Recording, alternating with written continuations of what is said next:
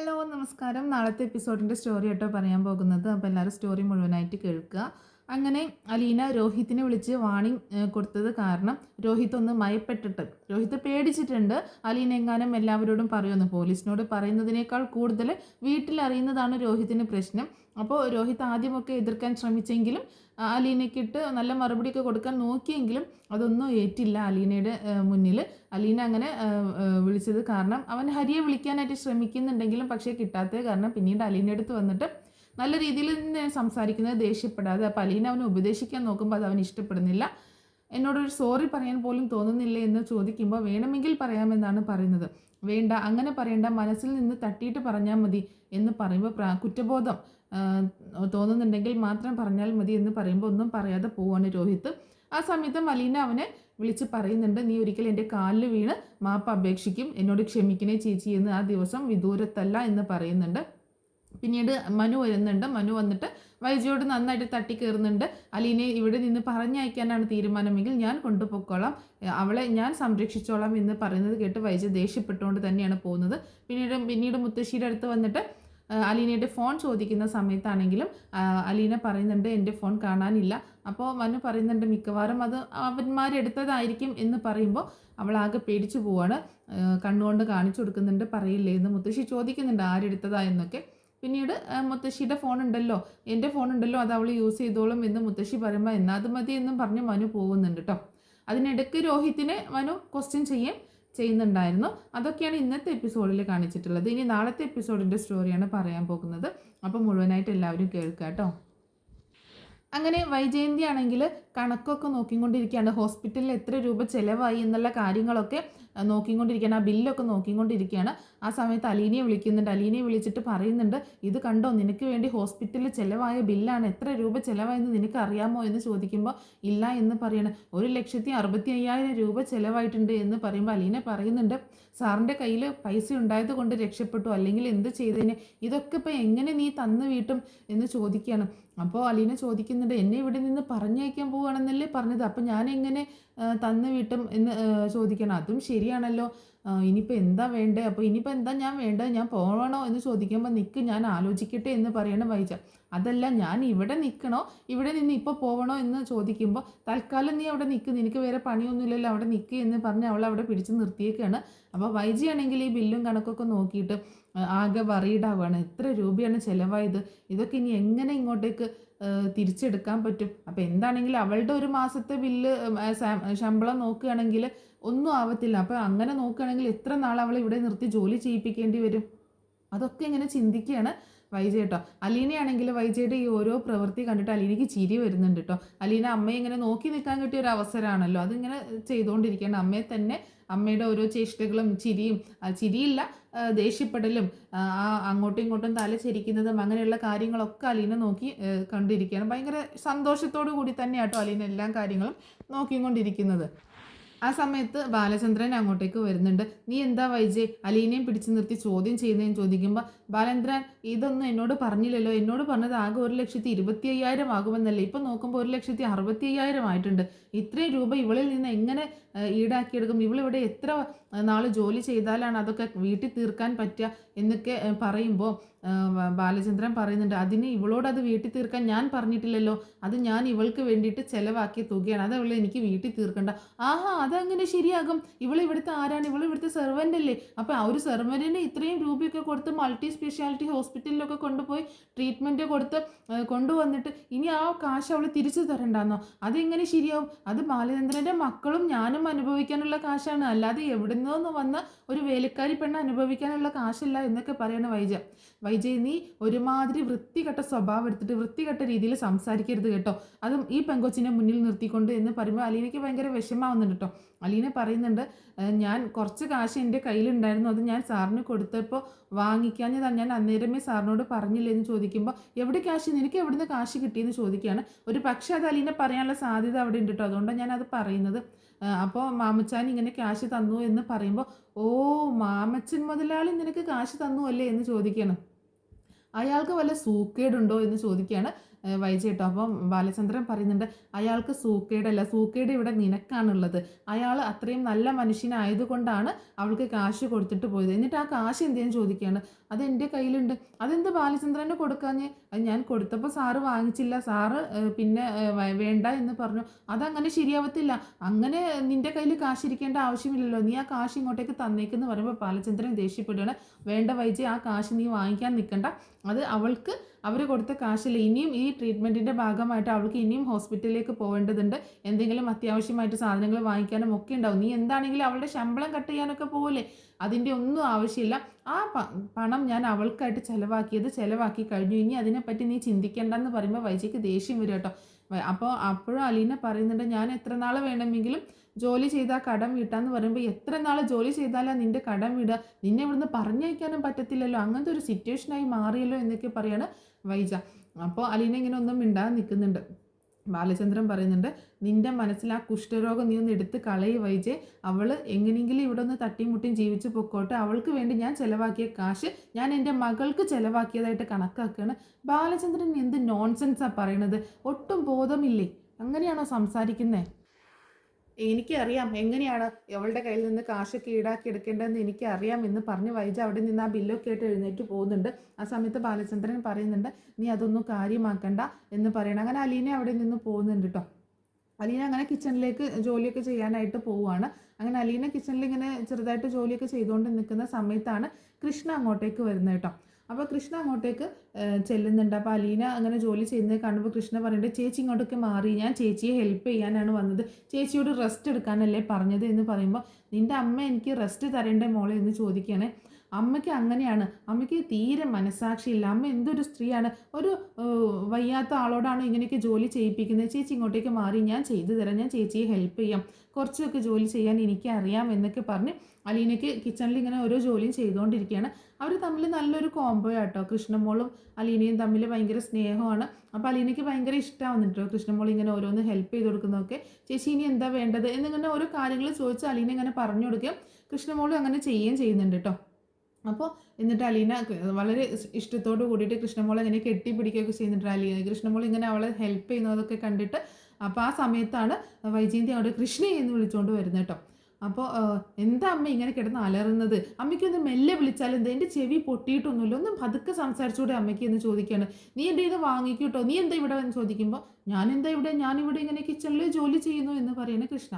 നിന്നോടാരാ ഇവിടെ വന്ന് കിച്ചണിൽ ജോലി ചെയ്യാൻ പറഞ്ഞത്, അത് ഇവളുടെ ജോലിയല്ലേ, ഇവളല്ലേ ഇവിടുത്തെ ജോലി ചെയ്യേണ്ടതെന്ന് പറയുമ്പോൾ, ഇവളോട് 2 ആഴ്ച റെസ്റ്റ് എടുക്കാനാണ് ഡോക്ടേഴ്സ് പറഞ്ഞേക്കുന്നത്, എന്നിട്ട് ഇവളെ കൊണ്ട് ഇങ്ങനെ ജോലി ചെയ്യിപ്പിക്കാൻ അമ്മയ്ക്ക് തോന്നുന്നു, അമ്മയ്ക്ക് തീരെ മനസ്സാക്ഷിയില്ലേ, അമ്മയും ഒരു സ്ത്രീയല്ലേ, അമ്മയും ഒരു മനുഷ്യനല്ലേ എന്നൊക്കെ ചോദിക്കുമ്പോൾ, നീ എൻ്റെ കയ്യിൽ നിന്ന് വാങ്ങിക്കൂട്ടെ കൃഷ്ണ എന്ന് ചോദിക്കുകയാണ്. പറയാട്ടോ വൈജയന്തി. അപ്പോൾ കൃഷ്ണ പറയുന്നുണ്ട്, അമ്മയൊന്ന് പോയേ, അമ്മ ഏതായാലും ചെയ്യുന്നില്ല, ഞാനെങ്കിലും ചേച്ചി ഒന്ന് സഹായിച്ചോട്ടെ. ചേച്ചിയോ? ആ ചേച്ചി അങ്ങനെ തന്നെയാണ്, എൻ്റെ ചേച്ചി തന്നെയാണെന്ന് പറയണേ. നിന്നെ ഒന്ന് പറഞ്ഞിട്ട് കാര്യമില്ല എന്ന് അങ്ങനെ പറയാണ് വൈജ. അമ്മയ്ക്ക് അറിയാലോ എന്നോട് പറഞ്ഞിട്ട് കാര്യമില്ല എന്നുള്ളത്, ഞാൻ ഇങ്ങനെയാണെന്ന് അമ്മയ്ക്ക് അറിയാലോ, പിന്നെ എന്തിനാണ് അമ്മ ഏത് നേരം എൻ്റെ പുറകെ വന്ന് അങ്ങനെ ചെയ്യല്ലേ ഇങ്ങനെ ചെയ്യല്ലേ അത് ചെയ്യല്ലേ എന്ന് പറഞ്ഞുകൊണ്ട് നടക്കുന്നത്. ഞാൻ ഇങ്ങനെയൊക്കെയാണ്, അമ്മയ്ക്ക് എന്നെ മാറ്റാനൊന്നും പറ്റത്തില്ല, ഞങ്ങൾ പറഞ്ഞിട്ട് അമ്മ മാറുന്നില്ലല്ലോ, അമ്മയുടെ ഈ സ്വഭാവം മാറ്റുന്നില്ലല്ലോ, ഏത് സമയത്തും ദേഷ്യം വാശി, പിന്നെ എന്നോട് മാത്രം മാറണം, അങ്ങനെ ചെയ്യരുത് ഇങ്ങനെ ചെയ്യരുതെന്ന് മാത്രം അമ്മ എന്താ പറയുന്നത് എന്നൊക്കെ ചോദിക്കുകയാണ് കൃഷ്ണ. ആ സമയത്ത് വൈജയുടെ നാവടഞ്ഞു പോകുന്നു, കൃഷ്ണ ഇങ്ങനെയൊക്കെ സംസാരിക്കുന്നത് കണ്ടിട്ടോ. അപ്പോൾ ദേഷ്യപ്പെട്ടുകൊണ്ട് വൈജ അവിടെ നിന്ന് പോകുന്നുണ്ട്. അലീനെ ഒന്ന് രൂക്ഷമായിട്ട് നോക്കിയിട്ടാണ്. അപ്പോൾ അലീന പറയുന്നുണ്ട്, എന്നെ നോക്കണ്ട, ഞാൻ പറഞ്ഞിട്ട് ചെയ്യിപ്പിക്കുന്നതൊന്നുമല്ല എന്ന് പറയുകയും ചെയ്യുന്നുണ്ട്. അങ്ങനെ ആ സമയത്ത് അലീന അവിടെ നിന്ന് പോകുക കേട്ടോ. അപ്പോൾ ആരും തന്നെ വൈജ പറഞ്ഞിട്ട് കേൾക്കുന്നില്ല എന്നുള്ളൊരു ചിന്ത വരികയാണ്. നീ എന്താ മോളെ അമ്മയോട് അങ്ങനെയൊക്കെ സംസാരിച്ചത്, പിന്നെ സംസാരിക്കണ്ടേ, അമ്മ ചെയ്യുന്നത് ന്യായമായിട്ടുള്ള കാര്യമാണോ, ചേച്ചിയെ കൊണ്ട് ഇവിടെ ജോലിയൊക്കെ ചെയ്യിപ്പിക്കുക എന്നുള്ളത് ന്യായമായിട്ടുള്ള കാര്യമാണോ, അല്ലല്ലോ. അപ്പോൾ പിന്നെ ഇങ്ങനെയൊക്കെ സംസാരിച്ചാലേ അമ്മയൊന്ന് അടങ്ങത്തുള്ളൂ, അമ്മയ്ക്ക് കുറച്ച് കൂടുതലാണ്, അമ്മയ്ക്ക് എല്ലാ വാശിയും അമ്മയുടെ വാശി മാത്രം ജയിക്കണം എന്നുള്ളൊരു ചിന്തയാണ് അമ്മയ്ക്കുള്ളത് എന്നൊക്കെ പറയണം. അതേസമയം നമ്മുടെ ബാലചന്ദ്രനാണെങ്കിൽ മുത്തശ്ശിയുടെ അടുത്തേക്ക് ചെല്ലുക. മുത്തശ്ശിയുടെ അടുത്തേക്ക് ചെല്ലുന്നതിന് മുൻപ് ബാലചന്ദ്രൻ ഇങ്ങനെ എന്തൊക്കെയോ സംശയങ്ങളുണ്ടല്ലോ. അപ്പോൾ മുത്തശ്ശിയുടെ ഫോണ് ബാലചന്ദ്രൻ നേരത്തെ വാങ്ങിച്ച് ഓണാക്കി കൊടുത്തിട്ടൊക്കെ ഉണ്ടായിരുന്നല്ലോ. ആ സമയത്ത് ബാലചന്ദ്രൻ അതിലൊരു സൂത്രം ചെയ്തു വെച്ചിട്ടുണ്ടായിരുന്നു. അതായത് അതിൽ കോൾ റെക്കോർഡിങ്സ് ചെയ്തു വെച്ചിട്ട് ഓൺ ആക്കിയിട്ടുണ്ടായിരുന്നു കേട്ടോ. അതിൽ ആരെ അങ്ങോട്ടും ഇങ്ങോട്ടും വിളിച്ചാലും ആ റെക്കോർഡിങ്സ് അതിൽ സേവ് ആകും, അത് ചെയ്തു വെച്ചിട്ടുണ്ടായിരുന്നു. അങ്ങനെ ബാലചന്ദ്രൻ ഇങ്ങനെ ആലോചിക്കുന്നുണ്ട്, എന്തായിരിക്കാം മനു വന്നിട്ട് ദേഷ്യപ്പെടുന്നു രോഹിത്തിനോട്, അത് മാത്രമല്ല അലീന അങ്ങനെയൊക്കെ സംസാരിക്കുന്നു, അപ്പോൾ അതിലെ കാര്യങ്ങളൊക്കെ എന്താണെന്ന് ശരിക്കും അറിയണമല്ലോ. അപ്പോൾ അതൊക്കെ എന്താണെന്ന് അറിയാനൊക്കെ ആയിട്ടാണ് ബാലചന്ദ്രൻ ഇങ്ങനെ കുറേ നേരം ആലോചിക്കുന്നുണ്ട്. അപ്പം ബാലചന്ദ്രന് ഓർമ്മയുണ്ട് മുത്തശ്ശിയുടെ ഫോണിൽ ഇങ്ങനെ ചെയ്തു വെച്ചത്. അപ്പോൾ എന്താണെങ്കിലും അലീന ഉപയോഗിക്കുന്നത് ആ ഫോണാണ് എന്നുള്ളത് ബാലചന്ദ്രൻ അറിയാം. അപ്പോൾ ആ ഫോൺ പോയി വാങ്ങിക്കുക കേട്ടോ. ബാലചന്ദ്രൻ മുത്തശ്ശിയുടെ റൂമിലേക്ക് വരുന്നുണ്ട്. ചെന്നിട്ട് മുത്തശ്ശിയോട് അമ്മയുടെ ഫോൺ എന്തേലും ചോദിക്കുകയാണ്. ദേ ഇവിടെ ഉണ്ടല്ലോ ബാല, എൻ്റെ ഫോണിന് എന്തോ ഒരു കുഴപ്പമുണ്ട്, എന്തോ ഒരു പ്രോബ്ലം, ഞാനതൊന്ന് ശരിയാക്കാൻ വേണ്ടിയിട്ട് അമ്മയുടെ ഫോണും തന്നെ എനിക്കൊന്ന് റിങ് ചെയ്തിച്ച് നോക്കാനാണ്, ഞാൻ കുറച്ച് കഴിഞ്ഞിട്ട് കൊണ്ടുവന്ന് തന്നാൽ മതിയെന്ന് ചോദിക്കുമ്പോൾ ആ മതി, എനിക്കിപ്പോൾ ആരെ വിളിക്കാൻ അത്രയ്ക്ക് അത്യാവശ്യമൊന്നുമില്ലല്ലോ എന്ന് പറയണം. എന്നാൽ ശരി, ഞാൻ അമ്മയുടെ ഫോൺ കുറച്ച് കഴിഞ്ഞിട്ട് തരാം എന്ന് പറഞ്ഞിട്ട് ബാലചന്ദ്രൻ ആ ഫോണും കൊണ്ട് റൂമിലേക്ക് പോവാട്ടോ. അങ്ങനെ ആ ഫോണും കൊണ്ട് റൂമിലേക്ക് പോയിട്ട് അതിലിങ്ങനെ നോക്കി അങ്ങനെ കോൾ റെക്കോർഡിങ്സ് എടുക്കുകയാണ്. കോൾ റെക്കോർഡിങ്സ് എടുക്കുന്ന സമയത്ത് അതിൽ ആദ്യം ലാസ്റ്റ് കോളിൻ്റെ റെക്കോർഡിങ്സ് നോക്കുക കേട്ടോ. അപ്പോൾ ആദ്യം തന്നെ കിടക്കുന്നത് ഏറ്റവും ലാസ്റ്റ് വിളിച്ച കോൾ റെക്കോർഡിങ്സ് ആവുമല്ലോ. അത് കേൾക്കുമ്പോൾ അലീന രോഹിത്തിനെ വിളിച്ച റെക്കോർഡിങ്സ് ആണ്. അപ്പോൾ അതിങ്ങനെ കേൾക്കുകയാണ്, ഞാൻ അലീനയാണ് എന്ന് പറയുന്നതും അലീനയോട് രോഹിത് ദേഷ്യപ്പെടുന്നതും നീ വെച്ചിട്ട് പൊടി, നീ എന്താണെന്ന് വെച്ചാൽ ചെയ്യടി എന്നൊക്കെ പറയുന്നതും എന്നുള്ള കാര്യങ്ങളൊക്കെ കേൾക്കുക കേട്ടോ. അപ്പോൾ എൻ്റെ ഫോൺ എന്തേ, എൻ്റെ ഫോൺ എനിക്ക് കിട്ടണം, അല്ലാന്നുണ്ടെങ്കിൽ ഞാൻ എല്ലാവരോടും എല്ലാ കാര്യങ്ങളും നീയും ഹരിയും കൂടി മയക്കുമരുന്ന് നൽകി എന്നെ റേപ്പ് ചെയ്യാൻ ശ്രമിച്ച കാര്യമാണെന്ന് ഞാൻ എല്ലാവരോടും പറയും എന്നുള്ള കാര്യമൊക്കെ അലീനയുടെ ആ റെക്കോർഡിങ്സിൽ കേട്ട് ആകെ ഷോക്കായിട്ടിരിക്കുകയാണ് ബാലചന്ദ്രൻ. താൻ എന്തായി കേട്ടത് എന്നുള്ള ഒരു ഷോക്കിലാട്ടോ. അപ്പോഴാണ് ഡീറ്റെയിൽ ആയിട്ട് മനസ്സിലാവുന്നത് ഫോണിലൂടെ ഹോസ്പിറ്റലിൽ നിന്ന് ഫോണിലൂടെ സംസാരിക്കുന്നത് കേട്ടതും അതിൽ കൂടുതലും കേട്ടത് എൻ്റെ അനുജനല്ലേ മോളെ എന്നുള്ള കാര്യമാണ്. എൻ്റെ അനുജനല്ലേ, അതുകൊണ്ടാണ് ഞാൻ അവനെതിരെ ഒന്നും ചെയ്യാതിരുന്നത് എന്നൊക്കെയുള്ള കാര്യമാണ് കേട്ടത്. അതായിരുന്നു കൂടുതലും കേട്ടിട്ടുള്ളത്. പക്ഷേ എന്താണ് യഥാർത്ഥത്തിൽ സംഭവിച്ചത് എന്നുള്ളത് അറിയില്ല. അപ്പം യഥാർത്ഥത്തിൽ സംഭവിച്ച കാര്യം ഈ ഫോൺ റെക്കോർഡിങ്ങിലൂടെ കേട്ടപ്പോൾ ബാലചന്ദ്രൻ ആകെ ഷോക്കാവുകയാണ്, ആകെ തകർന്നു പോകട്ടെ. കാരണം തൻ്റെ മകനും ഹരിയും കൂടി ചേർന്നിട്ട് അവളെ റേപ്പ് ചെയ്യാൻ ശ്രമിച്ചപ്പോൾ അതിൽ നിന്ന് രക്ഷപ്പെടാൻ വേണ്ടിയിട്ട് അവൾ സ്വയം കുത്തിയതാണ് എന്നുള്ള കാര്യം രോഹിത് ബാലചന്ദ്രൻ മനസ്സിലാക്കുകയാണ്. രോഹിത്തും ഹരിയും കൂടെ അവളെ ഉപദ്രവിക്കാൻ ശ്രമിച്ചതാണ് എന്നുള്ള കാര്യം മനസ്സിലാക്കുകയാണ്. അപ്പോൾ ആകെ ഷോക്കായി പോവാണ് ബാലചന്ദ്രൻ, ആകെ തകർന്നു പോകുന്നുണ്ട് കേട്ടോ. ഒരിക്കലും ഇങ്ങനൊരു കാര്യം പ്രതീക്ഷിച്ചിട്ടില്ല രോഹിത്തിൻ്റെ അടുത്ത് നിന്ന്. എന്നിട്ട് അലീന അത് ആരോടും പറഞ്ഞതുമില്ല. അത് മാത്രമല്ല പോലീസിൽ കംപ്ലൈൻറ്റ് കൊടുക്കുകയോ ഒന്നും ചെയ്തില്ല. അങ്ങനെയുള്ള കാര്യങ്ങളൊക്കെ പിന്നീട് ബാലചന്ദ്രൻ ആ ഷോക്കിൽ നിന്ന് റിക്കവർ ആവാൻ കുറച്ച് സമയം എടുക്കുന്നുണ്ട്. പിന്നെ അത് കഴിഞ്ഞതിന് ശേഷം അടുത്ത കോൾ റെക്കോർഡിങ്സ് നോക്കട്ടെ. അപ്പോൾ ലാസ്റ്റ് പിന്നീട് വിളിച്ചിട്ടുള്ളത് രേവതിക്കുട്ടീനെയാണ്. അപ്പോൾ രേവതിക്കുട്ടിയെ വിളിച്ച സമയത്ത് അതിലുള്ള സംഭാഷണം ഇങ്ങനെ കേൾക്കുകയാണ്. രേവതിക്കുട്ടിയുമായിട്ട് സംസാരിച്ച കാര്യങ്ങളൊക്കെ കേൾക്കുകയാണ്. എൻ്റെ അനുജനായതുകൊണ്ടാണ് മോളെ, ഞാൻ അതുകൊണ്ട് മാത്രമാണ് ഞാൻ ക്ഷമിച്ചത്. പക്ഷേ ഇനിയും അവൻ നന്നാവാൻ പോയിട്ടില്ലെങ്കിൽ ഞാൻ അവനോട് അവനോട് ഞാൻ പൊറുക്കില്ല എന്നൊക്കെ പറഞ്ഞതും അതൊക്കെ കേട്ട് ബാലചന്ദ്രൻ ഷോക്ക് ആവുക കേട്ടോ. എന്താണെന്ന് വെച്ചാൽ തൻ്റെ അനുജനാണെന്ന് പറഞ്ഞ കാര്യം വീണ്ടും റിപ്പീറ്റായിട്ട് കേൾക്കുകയാണ്. അപ്പോൾ എന്താണ്, എവിടെയാണ്, എന്താ സംഭവിച്ചതെന്നൊന്നും അറിയാതെ ആകെ ഒരു എന്താ പറയുക, സ്പെല്ലിംഗ് മിസ്റ്റേക്ക്, ആകെ എന്തോ ഒരു മനസ്സിലിങ്ങനെ ഡൗട്ടും എല്ലാം കൊണ്ട് വെച്ചിട്ട് ഇങ്ങനെ ഇരിക്കുകയാണ് ബാലചന്ദ്രൻ. എന്താണെന്നൊന്നും മനസ്സിലാവുന്നില്ല. എന്താണ് സംഭവിച്ചത്, എന്താണ് ഇവിടെ സംഭവിച്ചുകൊണ്ടിരിക്കുന്നത്, ഒന്നും മനസ്സിലാവാത്തൊരു അവസ്ഥയിലാണ് ബാലചന്ദ്രൻ ഇരിക്കുന്നത്. പിന്നീട് ഒരു പക്ഷേ ഇന്ന് കാണിക്കാനുള്ള ഒരു ഭാഗം എന്ന് പറഞ്ഞിട്ടുണ്ടെങ്കിൽ ബാലചന്ദ്രൻ രോഹിത്തിൻ്റെ അടുത്തേക്ക് ചെല്ലുന്ന ഒരു സീനാണ്. രോഹിത്തിൻ്റെ റൂമിലേക്ക് ചെല്ലുന്നതാണ്. മുത്തശ്ശിയുടെ ഫോണിൽ നിന്ന് കേട്ട കാര്യങ്ങളൊക്കെ വെച്ചിട്ട് രോഹിത്തിൻ്റെ അടുത്തേക്ക് ചെല്ലുന്നതും രോഹിത്തിനോട് ആദ്യം ബാലചന്ദ്രൻ്റെ ഒരു നോട്ടം എന്ന് പറഞ്ഞിട്ടുണ്ടെങ്കിൽ തന്നെ ഭയങ്കര ഒരു പ്രത്യേകതയുള്ളതാണ്. കാരണം സംശയം ഉള്ളിൽ വെച്ചിട്ട് നോക്കുമ്പം ആ നോട്ടത്തിന് ശരിക്കും ദേഷ്യപ്പെട്ടൊക്കെ നോക്കുമ്പോൾ നോട്ടത്തിന് നേരിടാൻ പോലും രോഹിത്തിന് പറ്റത്തില്ല. അപ്പോൾ അങ്ങനെ ഒരു നോട്ടം നോക്കുമ്പോൾ എന്താ അച്ഛാന്ന് ഇങ്ങനെ ഒരു വെപ്രാളത്തോടെ ചോദിക്കണം. അങ്ങനെ ബാലചന്ദ്രൻ അകത്ത് കയറിയിട്ട് റൂമിലേക്ക് കയറിയിട്ട് അങ്ങനെ ചോദിക്കുന്നുണ്ട്, നീ എന്താ ചെയ്യുന്നതെന്ന് ചോദിക്കുമ്പോൾ ഞാൻ പ്രത്യേകിച്ചൊന്നും ചെയ്യുന്നില്ല അച്ഛാ, എന്ന് ഞാൻ ഉറങ്ങാനായിട്ട് ഉള്ള പരിപാടിയാണ് എന്നൊക്കെ പറയട്ടോ. അപ്പോൾ ബാലചന്ദ്രൻ ചോദിക്കുന്നുണ്ട്, അന്നേ അലീനയെ ഹോസ്പിറ്റലിലേക്ക് കൊണ്ടുപോയ സമയത്ത് നീ എവിടെയായിരുന്നു എന്ന് ചോദിക്കുകയാണ്. ഞാൻ കോളേജിലായിരുന്നു അച്ഛാ. പിന്നെ നീ എന്തിനാ കോളേജിൽ നിന്ന് വീട്ടിലേക്ക് വന്നത്? ഞാൻ വീട്ടിലേക്ക് വന്നില്ല അച്ഛാ എന്ന് പറയട്ടോ. നീ വീട്ടിലേക്ക് വന്നു രോഹി, നീ എന്നോട് കള്ളം പറയാൻ നിൽക്കണ്ട, നീ വീട്ടിലേക്ക് വരുന്നത് കണ്ട ആളാണ് എന്നോട് പറഞ്ഞത് എന്ന് പറയട്ടോ. ഇല്ല അച്ഛാ, ഞാൻ വന്നില്ല എന്ന് പറയുമ്പോൾ, രോഹിത്തെ നീ എന്നോട് കള്ളം പറയാൻ നിൽക്കണ്ട, എല്ലാം അറിഞ്ഞു വെച്ചിട്ടാണ് ഞാൻ ചോദിക്കുന്നത്, നീ എന്തിനാണ് വീട്ടിലേക്ക് വന്നത് എന്നൊക്കെ ചോദിക്കുമ്പോൾ, അതച്ഛാ എനിക്ക് അന്ന് ക്ലാസ് ഉണ്ടായിരുന്നില്ല, പിന്നെ ഞാൻ വീട്ടിലേക്ക് വന്നു, ആ സമയത്ത് അപ്പോൾ ആ സമയത്ത് എന്താ നീ പറഞ്ഞു നിർത്തിയത്? അല്ല ആ സമയത്ത് ഞാൻ വീട്ടിലേക്ക് വന്നു, പക്ഷെ ഞാൻ അപ്പോഴേ തന്നെ തിരിച്ചു പോയച്ചാ. അതെന്താ നീ തിരിച്ചു പോയത്? ഞാൻ വന്ന് കോളിംഗ് ബെല്ല് അടിച്ചിട്ടൊന്നും ഇവിടെ ഡോറ് തുറക്കുന്നുണ്ടായിരുന്നില്ല, അതുകൊണ്ട് ഞാൻ തിരിച്ചു പോയി എന്ന് പറയണം. ഡോറ് തുറക്കുന്നുണ്ടായിരുന്നില്ല എന്നോ? പിന്നെ ശർമ്മ ഡോക്ടർ വന്ന സമയത്ത് ഡോറ് ലോക്കില്ലാതെ ചെയ്യാതെ കിടക്കായിരുന്നല്ലോ, പിന്നെ എങ്ങനെ ഡോറ് തുറക്കുന്നുണ്ടായില്ല എന്ന്? എനിക്കറിയില്ല അച്ഛാ. അപ്പോൾ നീ എന്തിനാ പിന്നെ തിരിച്ചു പോയത്? ഞാൻ ഡോറ് തുറക്കാതായപ്പോൾ ഞാൻ കരുതി ആരുമില്ലാന്ന് കരുതിയിട്ട് തിരിച്ചു പോയി എന്നൊക്കെ പറയാണ്. നീ പറയുന്നത് ഒന്നും ശരിയല്ലല്ലോ രോഹിത്, എന്താ എന്നോട് കള്ളം പറയാൻ നിൽക്കണ്ടെന്ന് പറയാണ്. അപ്പോൾ രോഹിത് ആകെ ഇങ്ങനെ തപ്പിത്തടയട്ടോ. ആ സമയത്ത് ചോദിക്കുന്നുണ്ട്, നീ വീട്ടിലേക്ക് വരികയും നീ ഹരിയെയും കൂട്ടിയിട്ട് വീട്ടിലേക്ക് വന്നില്ലേ എന്ന് ചോദിക്കുകയാണ്. അത് കേട്ടതും രോഹിത് ആകെ ഷോക്കായി പോവാണ്. അച്ഛാ, ഹരിയെയും കൂട്ടിയിട്ട് ഞാൻ വീട്ടിലേക്ക് വന്നെന്നോ? നീ ഹരിയെയും കൂട്ടി വീട്ടിലേക്ക് വന്നു, നീ അലീനയെ ഉപദ്രവിക്കാൻ ശ്രമിച്ചില്ലേ? അങ്ങനെയല്ലേ അവൾക്ക് ആക്സിഡൻ്റ്, അങ്ങനെയല്ലേ അവൾക്ക് അപകടം സംഭവിച്ചത്?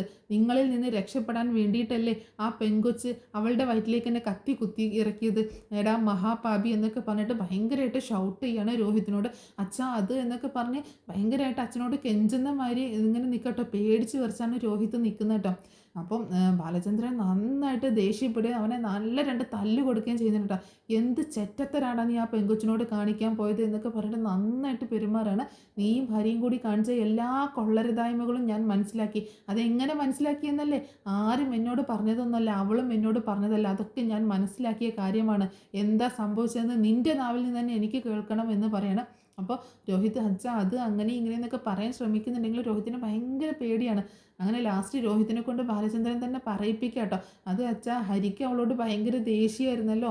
എനിക്കും വന്ന് റൂബി വന്ന സമയത്ത് അവൾ അച്ഛനെ വിളിച്ച് ഞങ്ങളെ ഒറ്റ കൊടുത്തില്ല, അതിൻ്റെ ദേഷ്യം ഉണ്ടായിരുന്നു. അപ്പോൾ ആ ദേഷ്യമൊക്കെ തീർക്കാനായിട്ട് ഹരി പറഞ്ഞ ഒരു ഐഡിയ ആണ് അങ്ങനെയെന്നൊക്കെ പറയണേ. എന്നിട്ട് എന്താ ചെയ്തത് നിങ്ങളും ചോദിക്കുമ്പോൾ ഹരി തന്നെ എന്തോ ഒരു ക്യാപ്സ്യൂള് കൊണ്ടുവന്നു, മയക്കുമരുന്നാണെന്ന് പറഞ്ഞു, അത് ജ്യൂസിൽ കലർത്തി അവളെ കൊണ്ട് കുടിപ്പിച്ചു എന്ന് പറയണം.